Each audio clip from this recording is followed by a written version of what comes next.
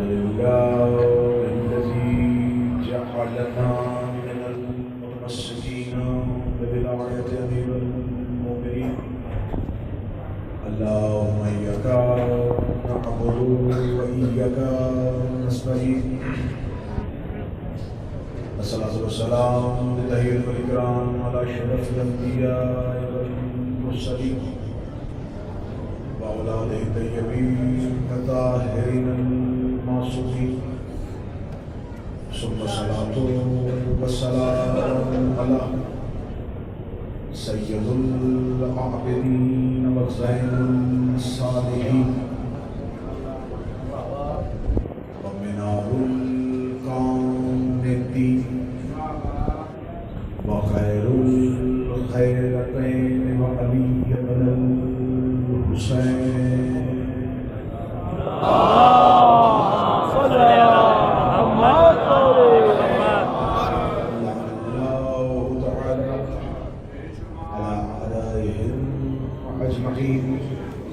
أما بعد فقد قال الله سبحانه وتعالى في كتابه المجيد وفرقانه الحميد.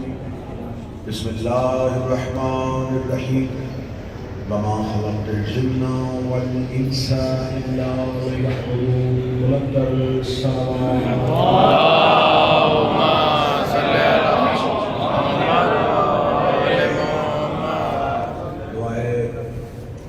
مالکان کربلا، ظاہرین کربلا، مبارسان کربلا کے روبرو پیش ہونا قبول منظور. یہ قدم جو راہ حق کی طرف اٹھے ہیں، ان قدموں کو ہمیشہ استقامت نصیب فرمائے.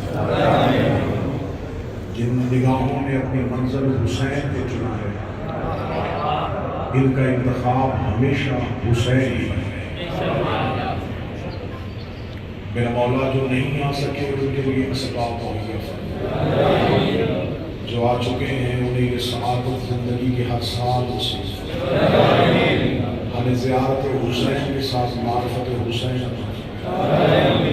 وارث زمانہ کے ظہور میں تاجیل فرمائے. دعاؤں کی قبولیت کے لیے ممکن حد تک بلند سلوات تلاوت فرمائے.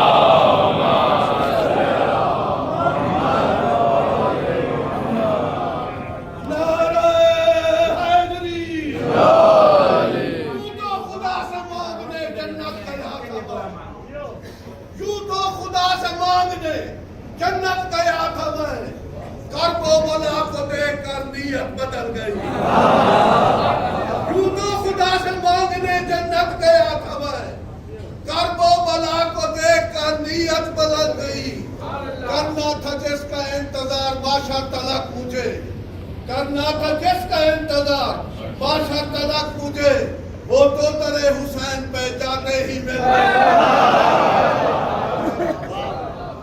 خصوصی دعا فرمائیں کہ پاکستان سے جو لوگ بائی روڈ زمینی رستے سے کربلا آنے کے خواہش مند تھے، ان کے رستے میں جو رکاوٹیں ہیں کریم کربلا کرم فرماتے ہوئے رکاوٹیں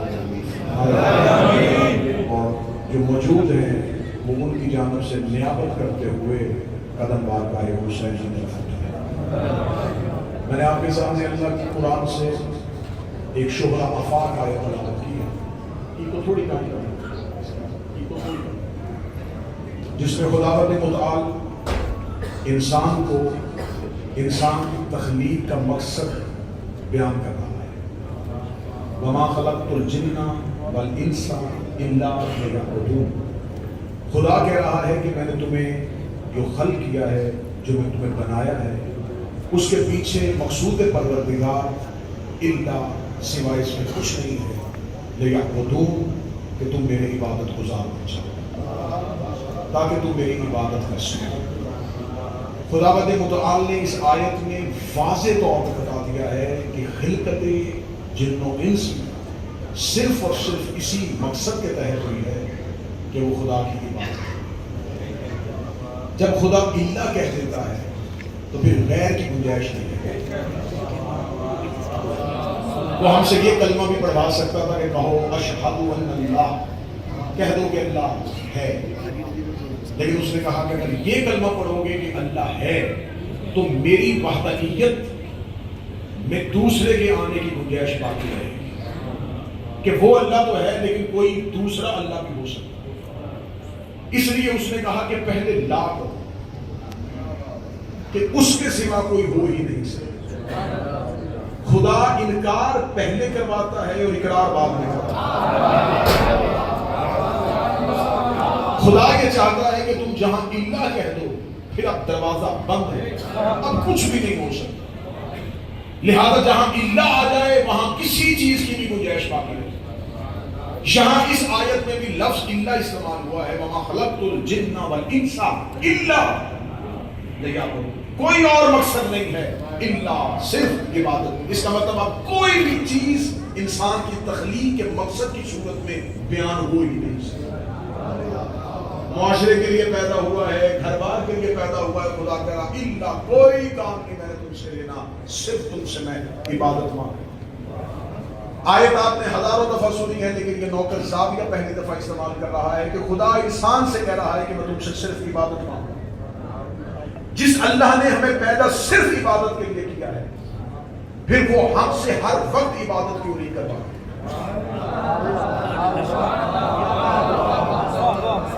خدا قرآن میں یہ دعویٰ کر رہا ہے کہ میں نے تمہیں پیدا صرف عبادت کے لیے کیا ہے، پیدا ہم صرف عبادت کے لیے ہوئے ہیں، لیکن فجر کے بعد ظہرین تک انسان اپنے مقصد سے نکل گیا، ظہرین سے لے کے مغربین تک پھر انسان اپنے مقصد سے نکل۔ نمازوں کے درمیان وقفہ رکھ کے خدا نے بتا دیا ہے کہ میں ہر لمحہ عبادت کروانا نہیں چاہتا۔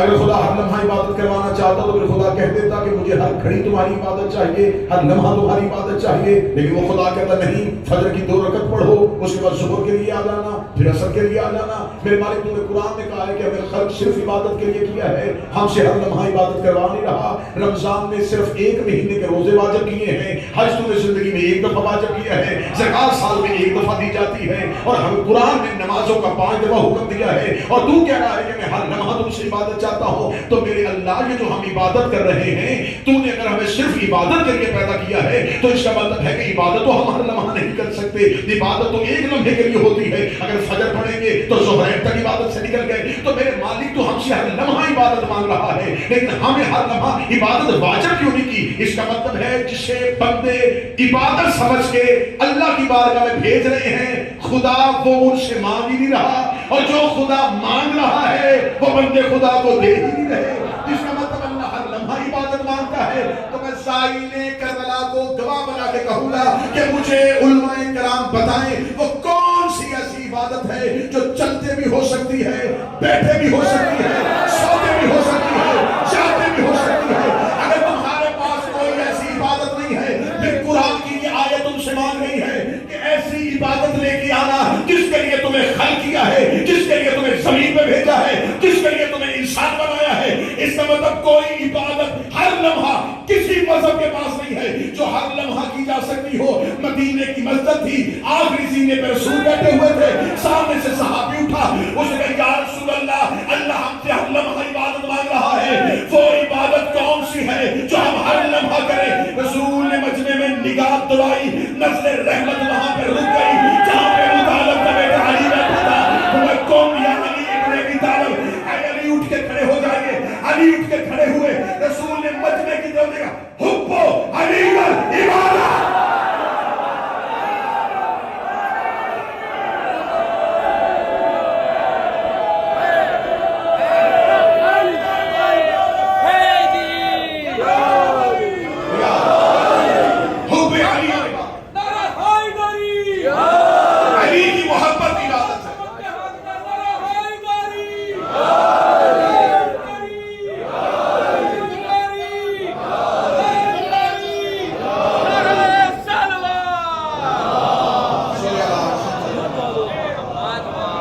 حب علی، علی کی محبت عبادت، یہ وہ عبادت ہے جو سوتے بھی ہو سکتی ہے۔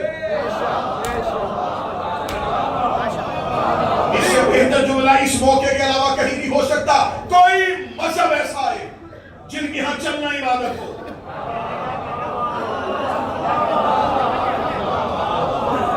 کسی مذہب کے ہاں صرف چلنا عبادت نہیں، لوگ چلنا صحت کو کہتے ہیں. پیدل چلو تاکہ صحت مند رہو. یہ وہاں مذہب ہے، مکتب ہے جہاں کہتے ہیں کربلا آ کے پیدل چلو تاکہ اطاعت گزار رہو.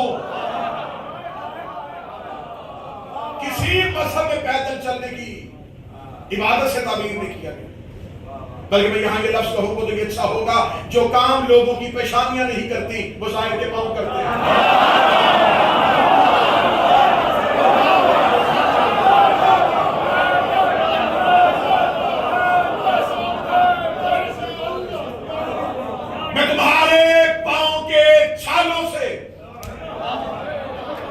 منکر کی پیشانی کے ہزاروں سجدوں کے نشان ماروں.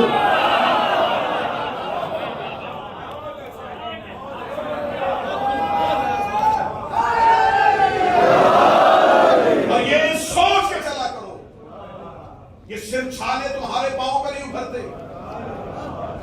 بہت سے دلوں پہ چھالے پڑتے ہیں. یہ باہر پیدل چلنا ہے کہ تمہارے چلنے سے طاغوت گھبرا رہا ہے. خدا کہہ رہا ہے کہ میں تم سے عبادت مانگ رہا ہوں، اور واحد عبادت ہے جو ہر لمحہ ہو سکتی ہے، وہ ہے علی کی محبت.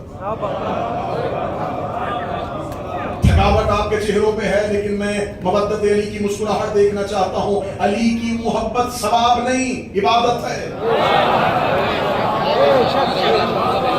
مسجد کو چندہ دینا ثواب ہے،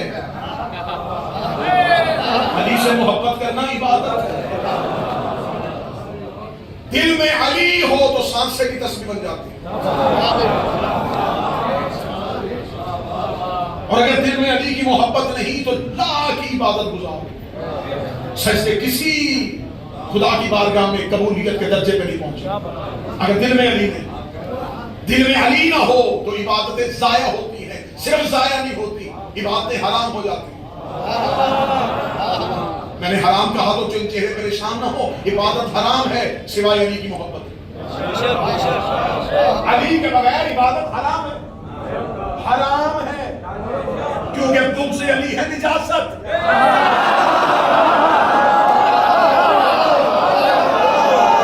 بغض علی نجاست. کسی برتن میں نجاست کا ایک قطرہ بھی گر جائے، اس کے بعد جو بھی چیز پاک ڈالو گے وہ چیز نجس ہو جائے گی، کیونکہ نجاست میں شامل ہو گئی. اگر دلوں میں بغض علی کی نجاست ہو، قرآن بھی پڑھتے جاؤ،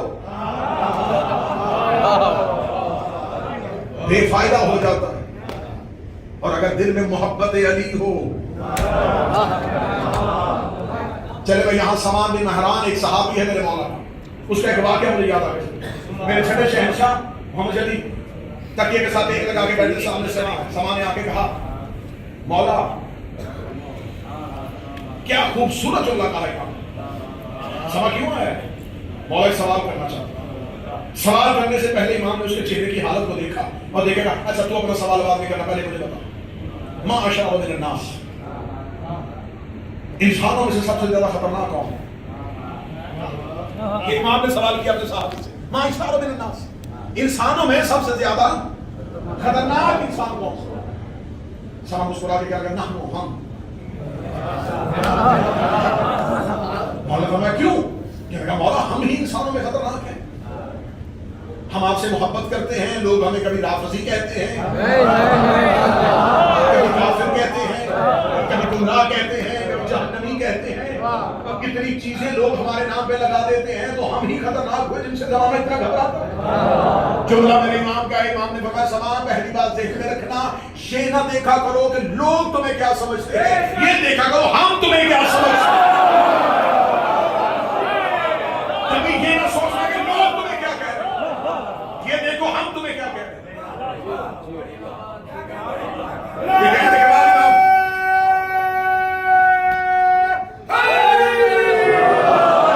یہ کہنے کے بعد امام نے فرمایا سما بتا لوگ عبادت کیوں کرتے ہیں. فرمایا مولا جہنم کا خوف اور جنت کا لالچ.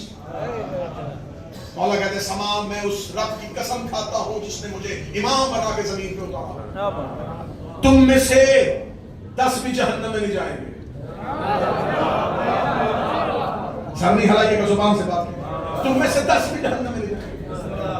میں نے کہا مولا 10؟ فرمایا لا خمسہ، 5 بھی نہیں جائیں. اور امام نے آخر میں آگے کہا مجھے قسم ہے ربوبیت کی اور بعد میں اپنی امامت کی، تم میں سے ایک بھی جہنم میں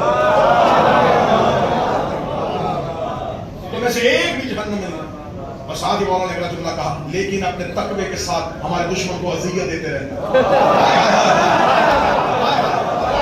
لیکن اپنے تقوی کے جہنم ہم تمہیں نہیں جانے دیں گے، جہنم میں تم نہیں جاؤ گے، لیکن اپنے تقوی کے ساتھ ہمارے دشمنوں کو اذیت دیتے رہنا، ان کی کمر کو توڑتے رہنا. اللہ نے صرف جنت بنائی تھی. میں بار بار جملے زومانی استعمال کر رہا ہوں تاکہ آپ کا تجسس مجلس میں. خدا نے صرف جنت بنائی تھی، اسے کیا ضرورت تھی جہنم بنانے کی کہ اپنے ہی انسانوں کو آگ میں جلائے؟ اسے صرف جنت بنائی تھی، جہنم علی کے دشمنوں نے بنوائی ہے.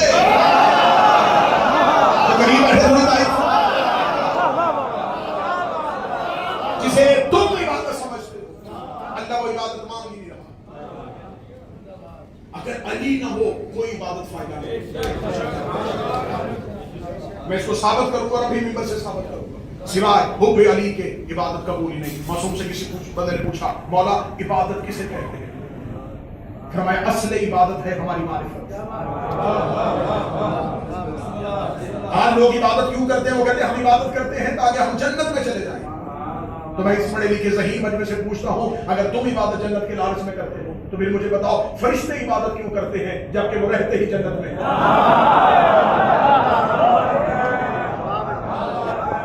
مقصد عبادت انسان تو جنت ہو سکتا ہے، فرشتوں کی عبادت کا مقصد تو جنت نہیں، وہ تو رہتے ہی جنت میں. اس کا مطلب ہے بندے جس لالچ میں عبادت کر رہے ہیں وہ معصوم نے فرمایا تھا. مولا فرماتے ہیں 3 طرح کی عبادت ہوتی ہے، 2 طرح کی قبول نہیں، 1 طرح کی ہے. امام نے فرمایا ایک ہوتی ہے خوف کی عبادت، ایک ہوتی ہے لالچ کی عبادت، ایک ہوتی ہے محبت کی عبادت. اور اسی جملے کے لیے علی نے فرمایا تھا میرے اللہ میں تیری عبادت تیرے جنت کے لالچ میں نہیں کرتا، میں تیری عبادت تیرے جہنم کے ڈر سے نہیں کرتا. یہ وہ عام شیعہ کو بھی پتا ہے کہ علی کو جنت کا لالچ ہو نہیں سکتا، جہنم کا ڈر ہو نہیں سکتا، جس کے نوکر جنت اور دوزخ تقسیم کرنے کے معاملے میں اسے جنت کا لالچ کیسا لیکن جہنم کا خوف کیسا. شیعہ آج بھی پہلے جملے پہ رکے ہوئے ہیں کہ علی نے فرمایا تھا میں جنت کے لالچ میں نہیں کرتا، میں جہنم کے خوف سے نہیں کرتا. اس جملے کے پہلے حصے میں بدل نہیں ہے، اگلے حصے میں علی کا فضائل ہے. علی فرماتے ہیں میں عبادت جنت کے لالچ میں نہیں کرتا، جہنم کے ڈر سے نہیں کرتا، میں تیری عبادت اس لیے کرتا ہوں تو اس اہل ہے کہ تیری عبادت کی جائے. میں قرآن کی قسم کھا کے کہتا ہوں کسی نبی نے بھی اللہ کی اہلیت پہ بات نہیں کی سوائے علی کے.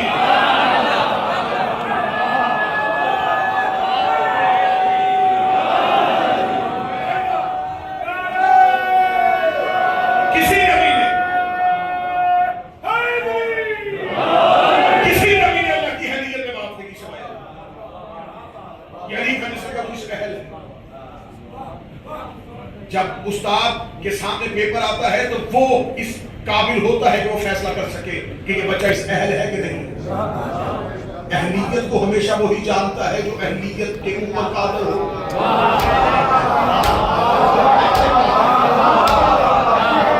حسین نے 72 کیوں چنے؟ کیسے پورے عرب کے خطہ میں 72 تھے، حسین وہ لے کے آیا جو اہل تھے. کربلا سارے ہی کیوں نہیں آ گئے؟ حسین نے وہ بلائے جو اہل تھے. مخلوق کی اہلیت کو جاننا اور ہے، خالق کی اہلیت کو جاننا. علی کہہ رہے تو اس اہل ہے کہ تیری عبادت. مولا عبادت کی کیوں جاتی ہے؟ فرمایا تاکہ اللہ تمہیں اپنی عبادت کے ذریعے ہماری معرفت. وہ تم سے اپنی عبادت نہیں مانگ رہا، ہماری معرفت مانگ رہا، کیونکہ اس کی حسرت تھی کہ وہ پہچانا جائے. کن تو کنزن مخفیا، وہ چھپا ہوا تھا. محبت تو اس کی محبت تھی، اس کی خواہش تھی، اس کی چاہت تھی کہ میں پہچانا. اس کی وہ چاہت ہم نے پوری کی. بالکل مجلس کے ساتھ رہنا، میں روحانیت والا مضمون سنانے لگا ہوں۔ معصوم فرماتے ہم نے اس کی چاہت پوری کی، اس کی چاہت تھی کہ وہ پہچانا۔ آل محمد سے بندوں کی چاہت پوری نہیں کرتے،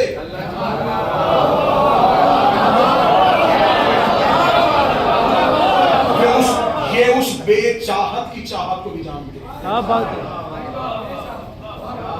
ابھی یہ زمین پر نہیں آئے، ابھی بشریت کا لبادہ نہیں ہے، ابھی اسی کے نور کے اندر رہتے ہیں، اور اس نے چاہا کہ میں پہچانا جاؤں، اس کی چاہت کو انہوں نے محسوس کی، انہوں نے سب سے پہلے اس کی چاہت پوری کی تاکہ وہ پہچانا جائے۔ اب یہ زمین پر آئے ہیں اس کی پہچان کرنے، یہ زمین پر اللہ کی پہچان، اس لیے یہ حجت کہا جاتا ہے۔ حجت ہوتی ہے دعوے کی دلیل، اللہ دعویٰ ہے، 14 دلیل ہے۔ آج پوری دنیا کے کروڑوں مسلمان کلمہ پڑھتے ہیں، اشہد ان لا الہ الا اللہ، میں گواہی دیتا ہوں کہ وہ ہے۔ تم یہ گواہی دے ہی نہیں سکتے، کیونکہ گواہی وہ ہوتی ہے جو حواس خمسہ سے گزرے۔ اللہ نے 5 حصے انسان کو دیے، 5 حصوں میں سے کوئی چیز نکلے تو آپ اس پہ گواہی دے سکتے ہیں۔ آپ کو اللہ نے دیکھنے کی قوت دی، سونگنے کی قوت دی، چکھنے کی قوت دی، سننے کی قوت دی ہے، مس کرنے کی قوت دی۔ کسی چیز کو آپ دیکھ نہیں سکتے، چھو سکتے، کسی کو چھو نہیں سکتے، اس کی خوشبو کو محسوس کر سکتے، اس کے ذائقے، اس کی لذت کو۔ اللہ ان 5 حصوں میں آیا ہی نہیں۔ جب اللہ ان 5 حصوں میں ہے ہی نہیں تو پھر مخلوق نے اسے پہچانا کیسے کہ وہ ہے؟ تمہارے پاس کیا دلیل ہے اللہ کے ہونے کی کہ وہ ہے؟ کہاں پہ ہے؟ آسمانوں پہ؟ زمینوں پہ کون ہے؟ اللہ کہاں پہ ہے؟ جیسے جیسے تم توحید کو اس کے بغیر سمجھنا شروع کرو گے اتنے مشرک ہوتے چلے گئے۔ اہل بیت کے بغیر اللہ سوچ کے دکھا،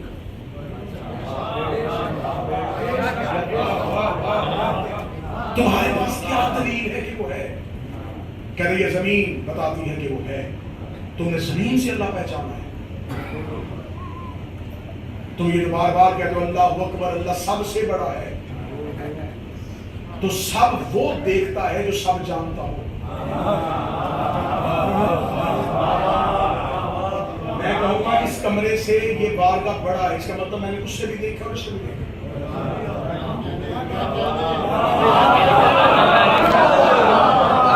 اگر تم نے کہا ہے کہ اللہ سب سے بڑا ہے تو تمہاری نظر اس سب پہ گئی ہے۔ کیا تم سب جانتے ہو؟ کیا تم نے آسمان کی بلندیاں اور عالمین کی وسعت کو دیکھ لیا ہے؟ کیا تم سمندروں کے نیچے تک دیکھ سکتے ہو؟ تم تو بادلوں کو آسمان کہتے ہو۔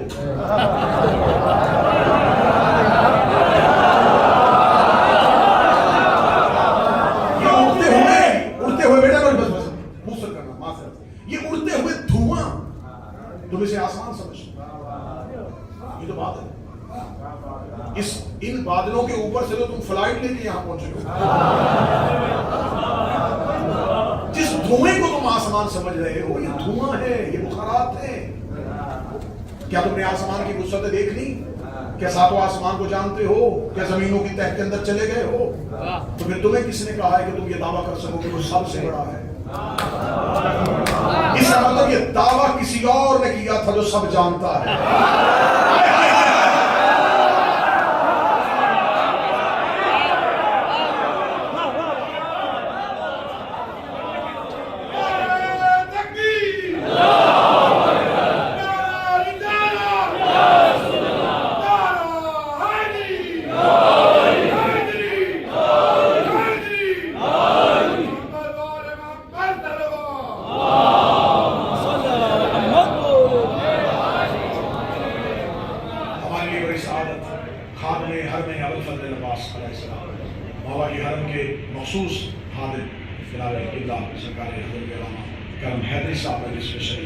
یقین ان کا وجود بابرکت جو ہے اس مجلس میں مجھے ایسے حقیق کے لیے مزید تقویت کا باعث۔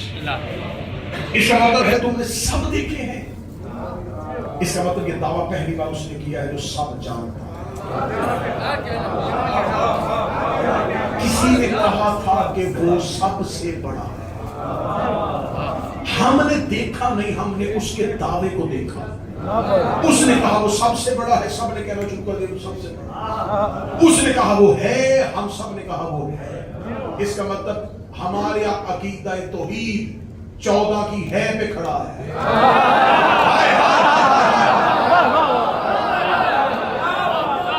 ہمارے پاس کوئی عقیدہ توحید نہیں، ہم اس اللہ کی لطف اور کمال کو چھو ہی نہیں سکتے. ہمیں انہوں نے کہا ہے، ہم نے کہا ہے. انہوں نے کہا وہ سب سے بڑا ہے، ہم نے کہا سب سے بڑا ہے. انہوں نے رحم کر کے بتایا کہ وہ رحیم ہے. انہوں نے کرم کر کے بتایا کہ وہ کریم ہے. دعویٰ اس نے کیا تھا، دلیل انہوں نے دی. کیونکہ وہ جسم و جسمانیت سے ابھر رہا ہے، وہ زمین پر آ نہیں سکتا تھا. آج تک دنیا کے پاس اللہ کے صرف 99 نام آئے اور وہ صفاتی نام ہے. علی نے جوشن کبیر میں اللہ کا 1000 نام بتایا ہے. اور یہ کہہ رہے نحن اسماء الحسنى، وہ جو اس کی اسماء ہے نا وہ ہم ہیں.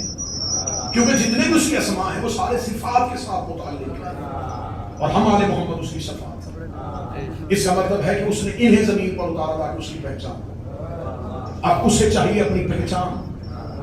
انہوں نے زمین پر آگے عبادت کر کے بتایا کہ اسے جھکنا کیسے.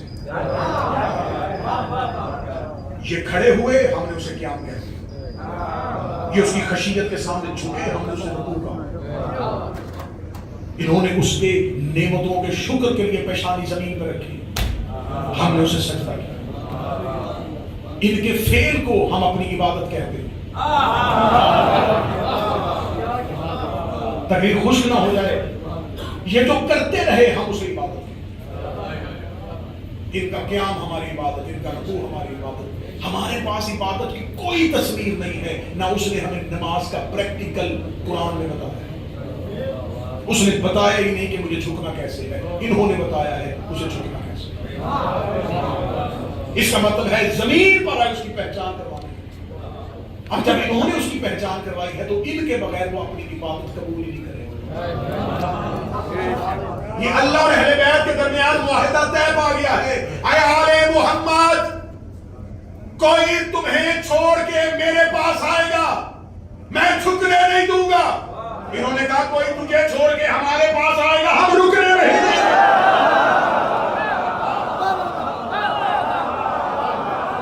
یہ رکنے نہیں دیتے، وہ جھکنے نہیں دیتے.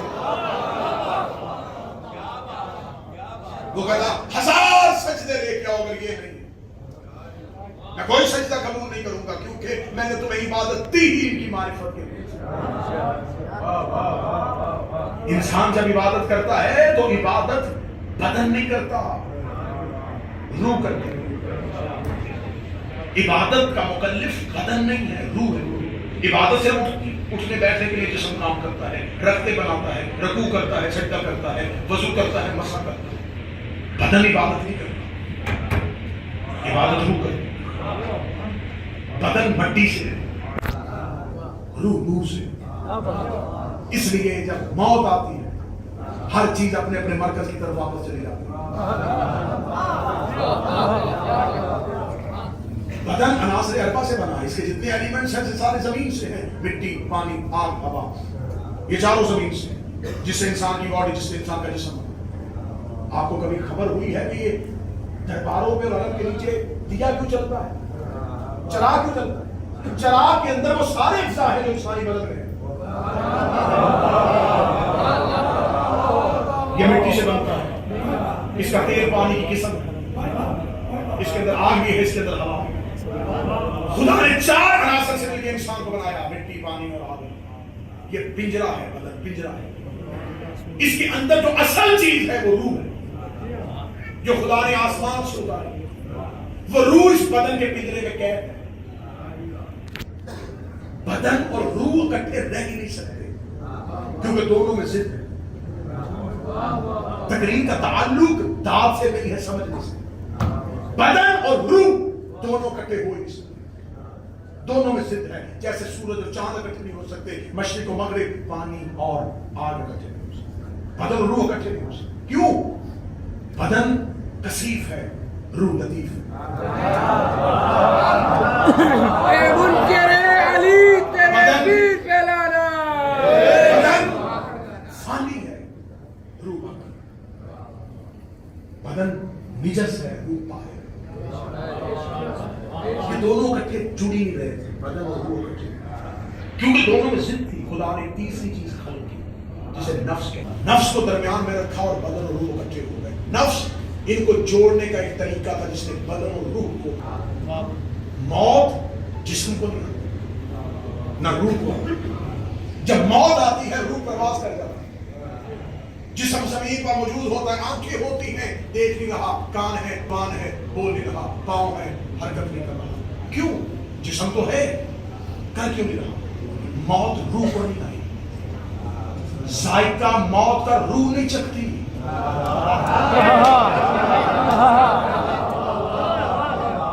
اور نفس بھی معدوم نہیں، موت کا ذائقہ چکھتا ہے بس.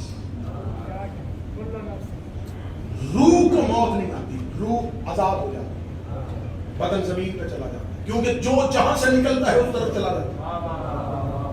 یہ جو کشش ثقل کا قانون نیوٹن نے دیا تھا، اسے کس طرح دیکھا تھا؟ وہ بیٹھا ہوا تو اسے سیب گرتے ہوئے دیکھا.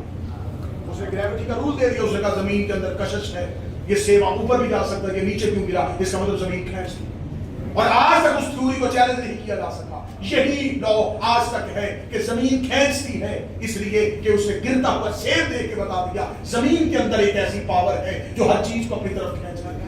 جو جس کا مرکز ہوتا ہے اسے وہ کھینچ لیتا ہے. زمانے نے نیوٹن کا گرتا ہوا سیب دیکھا ہے، علی کے دروازے میں گرتا ہوا ستارہ میں.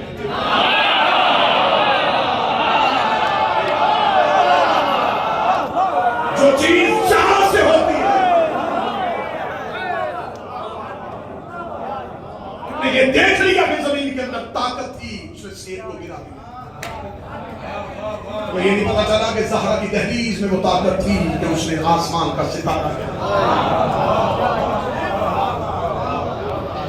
ٹوٹا نہیں، گرا ہے. ہاں ستارے ٹوٹتے ہیں زمین پر، مختلف جگہوں پہ آپ کو نظر آئے گا یہاں ستارہ ٹوٹ گیا، یہاں ٹوٹا نہیں ہے. اب ہر چیز اپنے اپنے مرکز کی طرف جائے. جو چیز جہاں سے نکلتی ہے وہاں چلی جاتی ہے، کیونکہ یہ قانون ہے، یہ فطرت کا قانون ہے. چیزیں اپنے مرکز کی طرف پلٹ جاتی ہیں. روح نور سے ہے، آسمان کی طرف چلی گئی.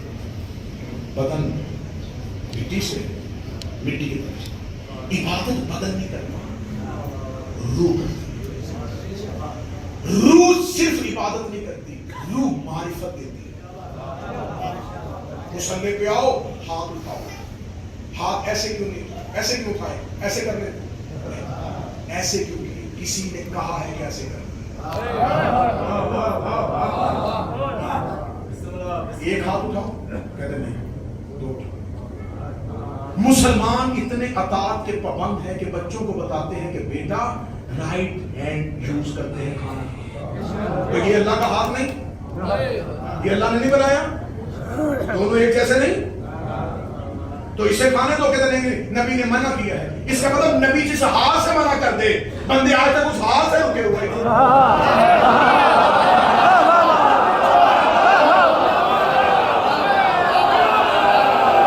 لیکن ہاتھ ہو گئی ہے، تمہیں نبی نے جس ہاتھ سے روکا تھا تم نے وہ ہاتھ روک لیا. نبی نے جس دروازے سے روکا تھا.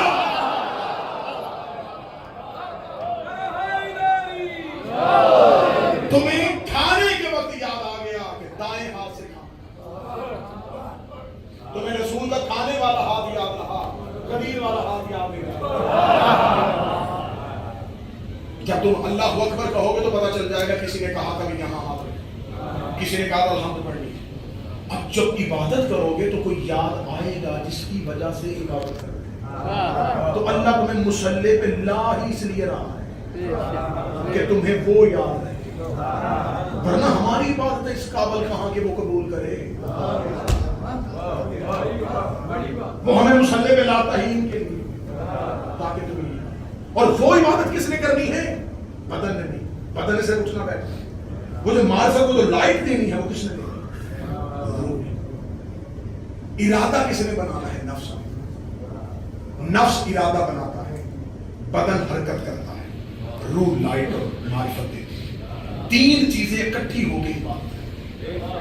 آپ نے ارادہ کیا کہ میں نے یہ کرنا ہے، اس کا مطلب پہلے ارادہ ہوا، ارادہ روح نکلتی، ارادہ نفس کرتا۔ اللہ نے نفس تک شیطان کو رسائی دی ہے۔ شیطان نمازیوں کے مصلی چوری نہیں کرتا،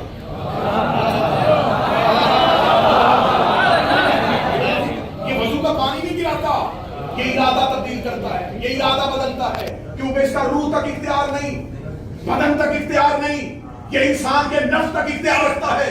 خدا کے دم نفس کے آدھے حصے تک شیطان کا اختیار رکھا ہے، آدھے حصے تک شیطان آئے گا اور یہاں آ کے تمہارے ارادوں کو بدل دے گا۔ تم ارادہ کرتے ہو، یہ ارادہ تبدیل کر دیتا ہے، تمہیں گناہ کی طرف لے کے جاتا ہے، تمہیں نیکیوں سے پیچھے ہٹاتا ہے، یہ ارادہ تک پہنچتا ہے۔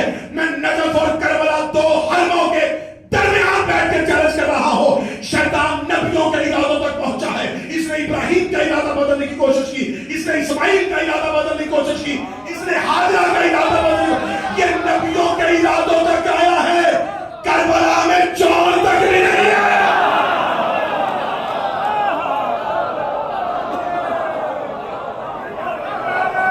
یہ جون تک بھی نہیں آیا،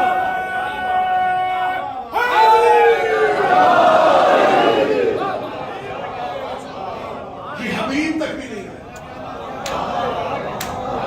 یہ زہیر تک بھی نہیں آیا۔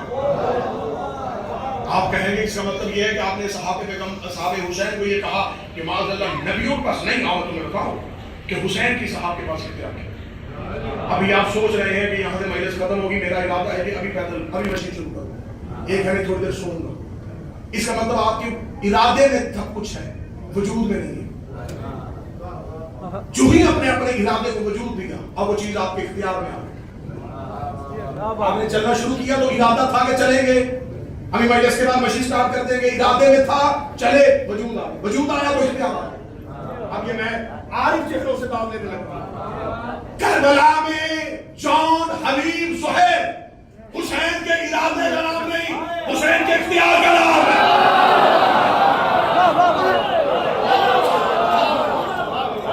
جون حسین کا ارادہ نہیں، اختیار، زہیر اختیار، حبیب اختیار، حسین کا اختیار ہے، اور شیطان ارادوں تک آتا ہے، اختیار تک نہیں آتا ہے۔ حسین اپنے ہی خیمے میں اختیار دکھاتے رہتے۔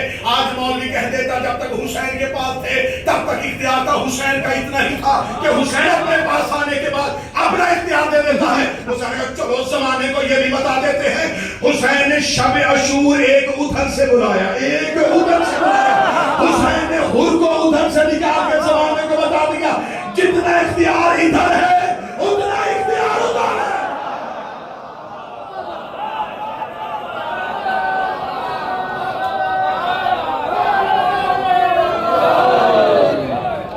نفس ارادہ دیتا ہے، بس عبادت کا مفہوم سمجھاؤں اور یہی پہ زحمت ہے تمام۔ بدن ترکیب بناتا ہے، روح معرفت دیتی ہے، نفس ارادہ کرتا ہے۔ ایک انسان بستر پہ سو رہا تھا، قرآن نے قبلہ تشریف فرمایا ہے، میں تائید دوں گا، قرآن خدا سورہ زمر میں ارشاد فرما رہا ہے، خدا کہتا ہے جب تم سوتے ہو تمہاری نیند موت سورہ ہے، چھوٹی موت ہے تمہاری نیند، کیونکہ نیند موت کی عارضی کیفیت کا نام ہے۔ جب تم سو جاتے ہو تمہارے بدن سے روح آزاد ہوتی ہے، روح آزاد ہو کے آسمان پہ لے جاتی ہے، زمین پہ جاتی ہے، نفس عالم بالا میں چلا جاتا ہے۔ خدا سورہ زمر میں کہتا ہے کہ پھر جن نفسوں کو ہم روکنا چاہتے ہیں انہیں ہم آسمانوں پہ روک لیتے ہیں، جن کو ہم آسمان پہ روک لیتے ہیں زمین پہ اسے موت کہا جاتا ہے۔ کیوں؟ نفس آزاد ہوا، یہ آسمان پہ گیا، خدا نے اس نفس کو زمین پہ بھیجا نہیں۔ انسان پہ سوتے ہوئے موت آنی ہوگی کیونکہ نفس واپس نہیں آیا۔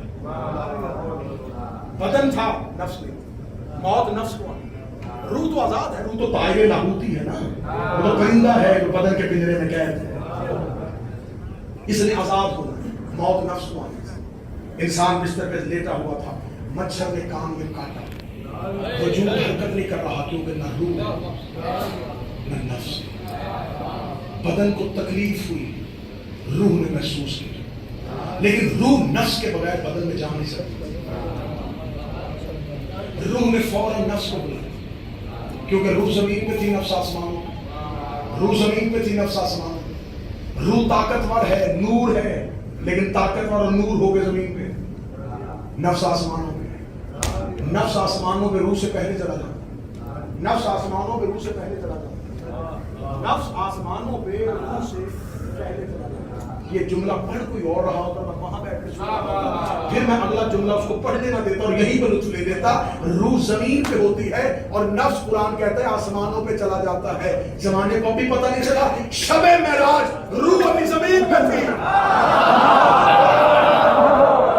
نفس پردے کے پیچھے بول رہا تھا یہ بھائی بھائی سے پہلے نہیں گیا, نفس روح سے پہلے چلا گیا.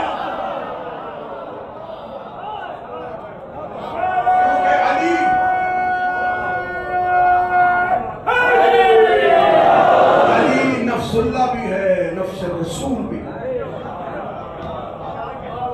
علی اللہ کا نفس ہے, علی اللہ کا ارادہ ہے. اللہ کے ہاں کیفیت مانو گے عقیدہ توحید خطرے میں چلا جائے گا.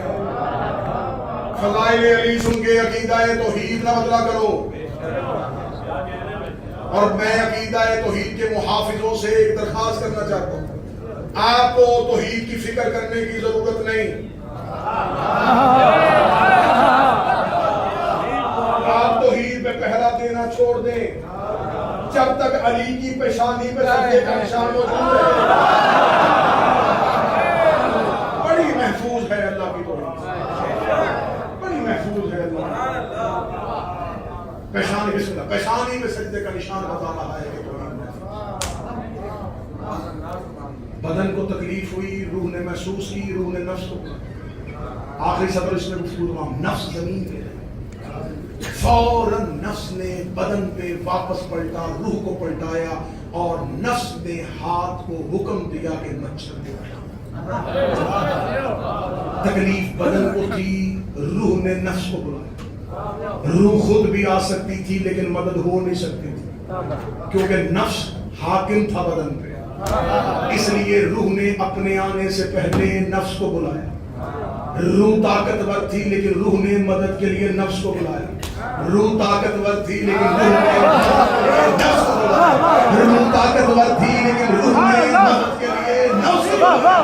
روح خیبر میں تھی, نفس مدینے میں تھا.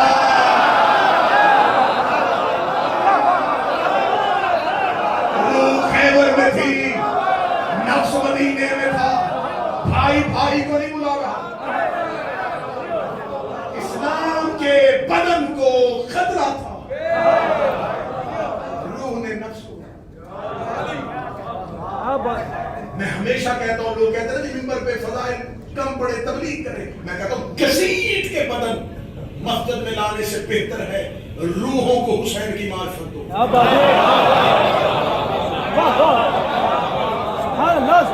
صدیوں سے کھوکھلے بدن مسجدوں میں اکٹھے کیے جا رہے ہو, کھوکھلے جسموں کو مسجدوں میں لے کے آ رہے ہو.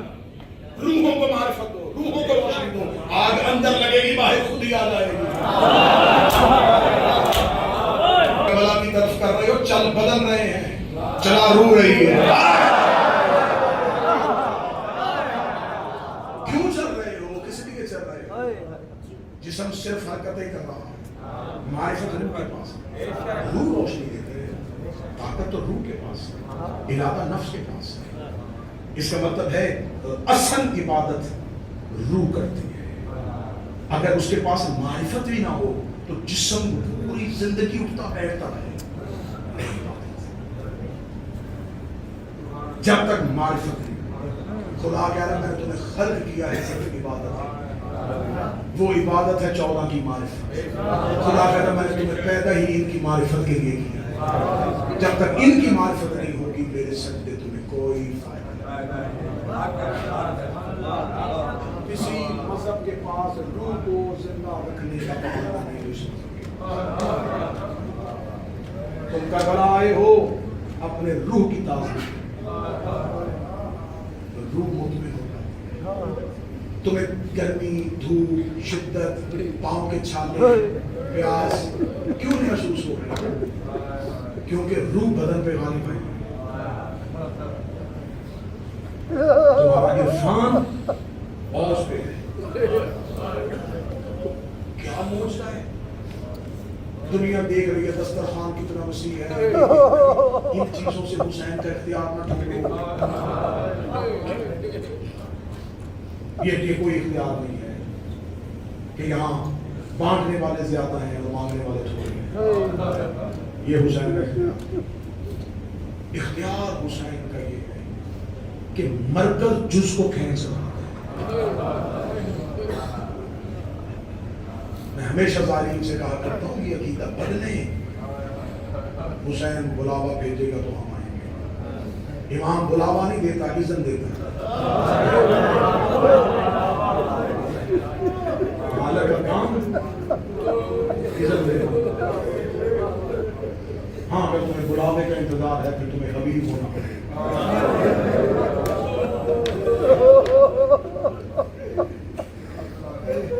اذن حسین تھا، مالک کا حکم تھا کہ یہ نوکر اس سال آئے گا. نوکر آ رہے. میں تمہاری نفسیات میں کہنے لگا ہوں ان میں سے ایک بندے کو علیحدہ کر کے پوچھو، ان میں سے 70% تمہیں بندے اسی مجمع سے ایسے ملیں گے جو یہ کہیں گے ہماری سوچ بھی نہیں تھی کہ اس سال یہ چیخیں گواہی دے رہی ہیں.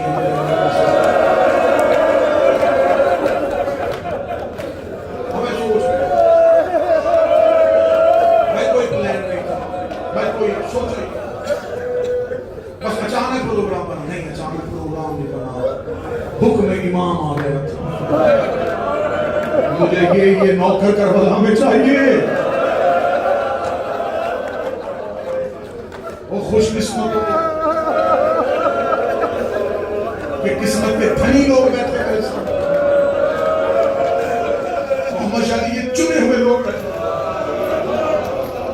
یہ میں اس مجمع سے مخاطب ہوں جنہیں حکم حسین نے دیا ہے، فرشت عباس نے بنائی ہے.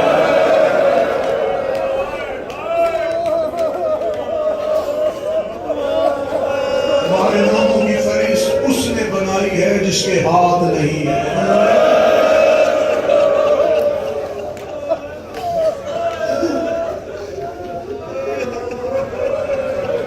تم اس کی دعا سے خلق ہوئے ہو جس کے لیے دعا کے لیے ہاتھ اٹھتا ہی نہیں تھا. تم پہلو پہ ہاتھ رکھنے والی بیوی کی دعا ہو. 3 دن کے بھوکے پیاسے بے خطا مارے جانے والے کی حسرت ہو. ایسے روڈ پہ جاتے ہو پتہ ہی نہیں چلتا کہ کس لمحے روڈ پہ رش ہو. کوئی کہتا نہیں دن کو زیادہ لوگ چلتے ہیں، کوئی کہتا رات کو چلتے ہیں. ایسے لگتا ہے جیسے جسم دوڑ رہے ہیں اسے.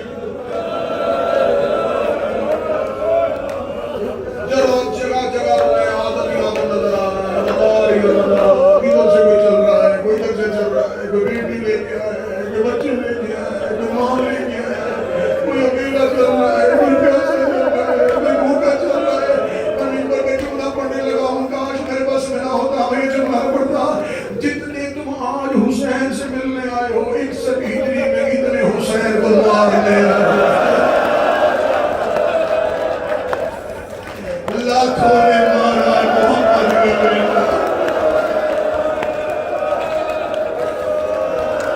جس رستے میں دیکھے ہو تمہیں ظاہر دوڑتے ہوئے مل رہے ہیں حسین حسین حسین.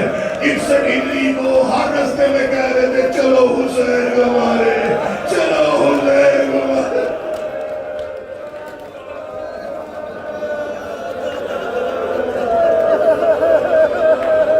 اور یہاں سے 70 کلومیٹر دور ایک غریب ٹیلے پہ تنہا بیٹھا کہہ رہا تھا کوئی ہے. بولے اس نے کہا کوئی ہے. یہ وہ لوگ ہیں جو اس کی حسرت پوری کرنے آئے. غریب دارا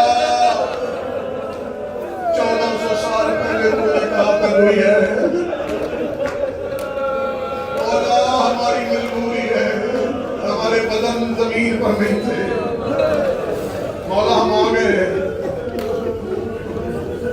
کتنے پہنچو گے؟ لاکھوں؟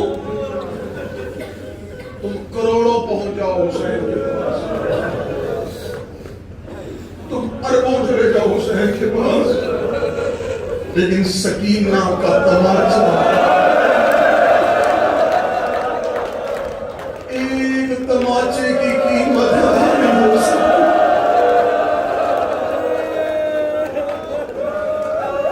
جنگل میں لا کے مارا انہوں نے حسین کی بیٹی کو،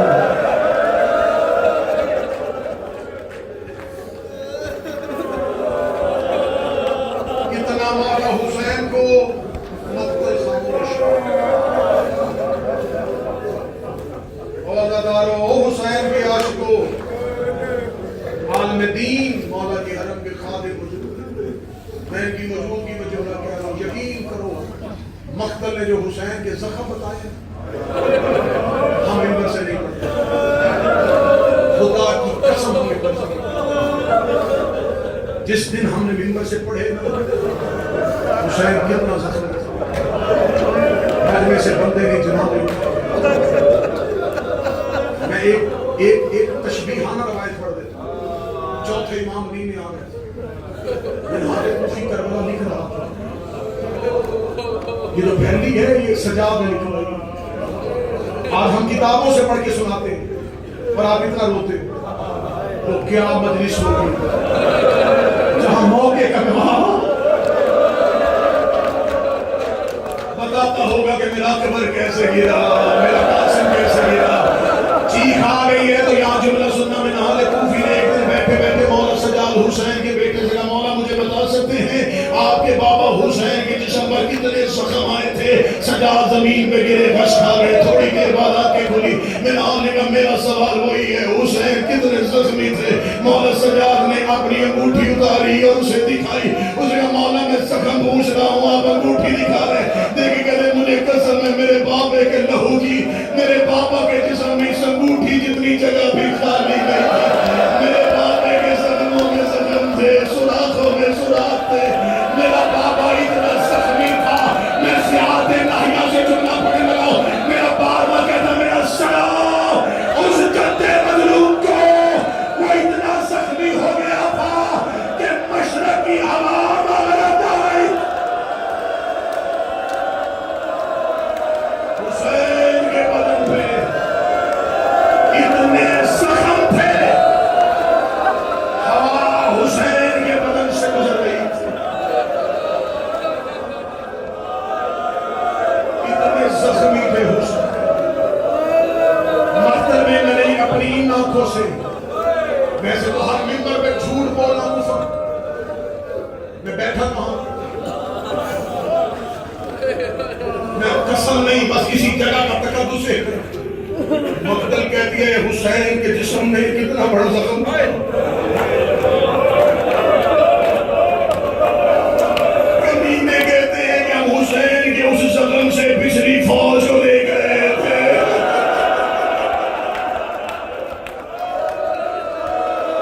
میں منبر پہ قسم کھا کے کہتا ہوں انہوں نے اکبر کو ایک نیزہ مارا تھا، حسین کا جسم نیزوں کے ساتھ،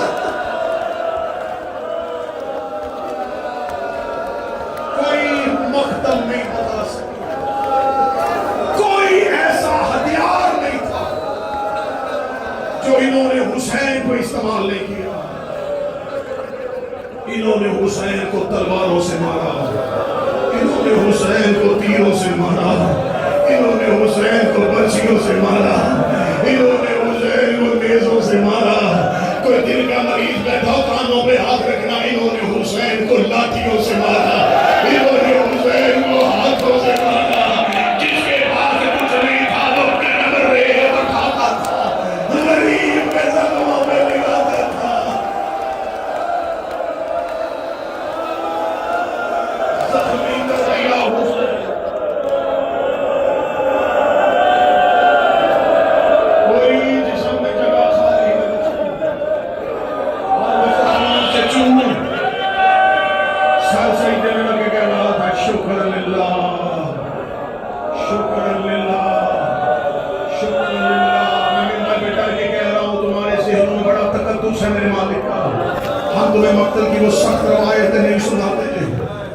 قاتل نے حسین کو سجدے سے کیسے اٹھایا، یہ ملعون حسین کے سینے پہ کیسے سوار ہوا۔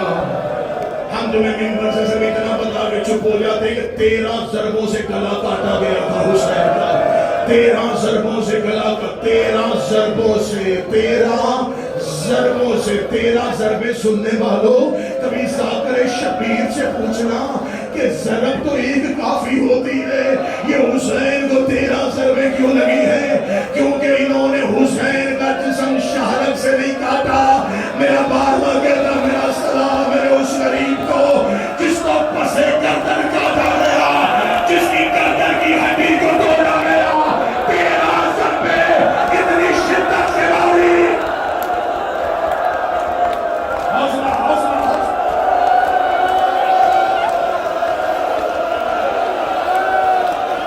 میں کیسے نہ پڑھوں غریب کا سب،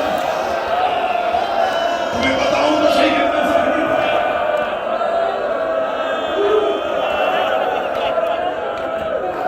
حسین کو پسے گردن کاٹا گیا، سویب حسین وطن سے جدا کیا گیا۔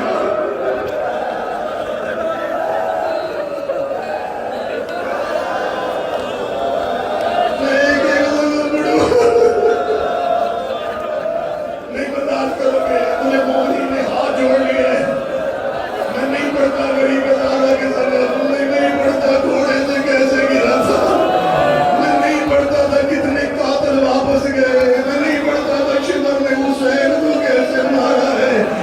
مختار سلبی کے دربار میں ایک ملعون آیا ہے، مختار ایک ایک سے اس کا جرم پوچھ رہا تھا تاکہ مورخ لکھے کہ کس کس شقی القلب کو مختار نے مارا تھا۔ مختار نے تاریخ نویس بٹھائے ہوئے تھے، ایک شخص کو مختار کے دربار میں لایا گیا، کہا مختار یہ بھی حسین کے قاتلوں میں سے ہے۔ مختار نے کہا ملعون تو نے کسے مارا ہے؟ کہنے لگا میں نے کسی کو نہیں مارا، میں نے صرف حسین پر ایک ظلم